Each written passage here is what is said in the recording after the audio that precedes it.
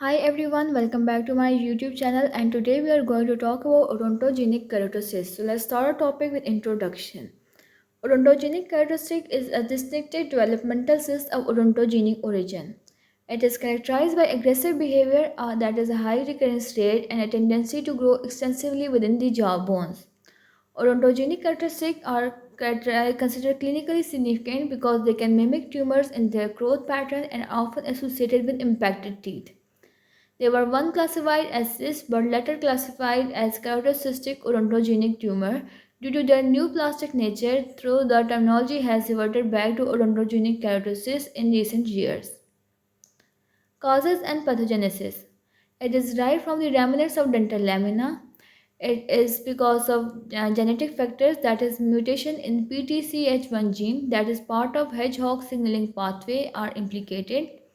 Its syndromic association is with the multiple odontogenic keratocysts or hallmark of Gordon-Gold syndrome, that is nevoid basal cell carcinoma syndrome. Pathophysiology. The cyst lining of odontogenic keratocysts proliferate actively, leading to aggressive growth and bone destruction.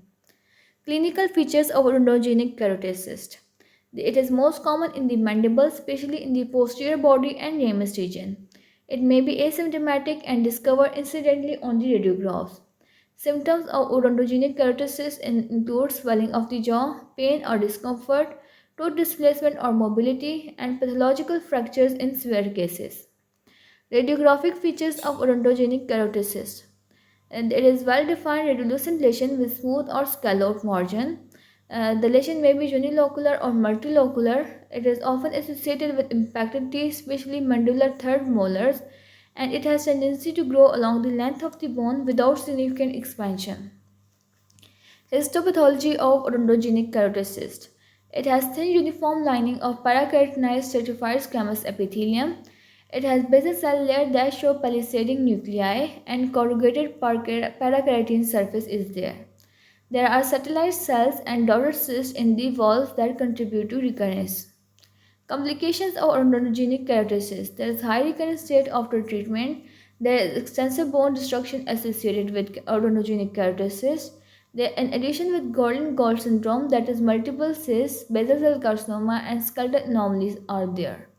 There is rare malignant transformation into squamous cell carcinoma. Definition of odontogenic keratocyst. Clinical and radiographic examination is done in diagnosis that identify lesion, location, and features. We can also do histopathological analysis that confirm diagnosis of odontogenic keratocyst. For diagnosis, we need to do the differential diagnosis that it must be distinguished from dentigenesis cyst, ameloblastoma, and other odontogenic lesions. Treatment and management of odontogenic keratocyst. First we do is enucleation and curettage, that is common but associated with recurrence.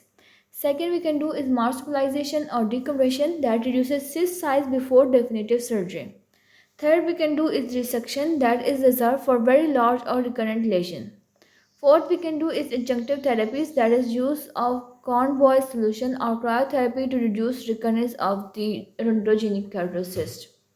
For fifth, we can do is long-term follow-up that is essential due to high recurrence rates of odontogenic keratocyst. Prognosis of odontogenic keratocyst.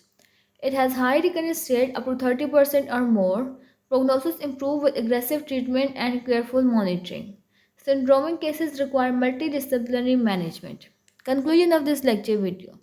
Odontogenic keratocyst is a unique odontogenic lesion with aggressive behavior and a high tendency to recur. Early detection, accurate diagnosis, and appropriate treatment are crucial to prevent complications.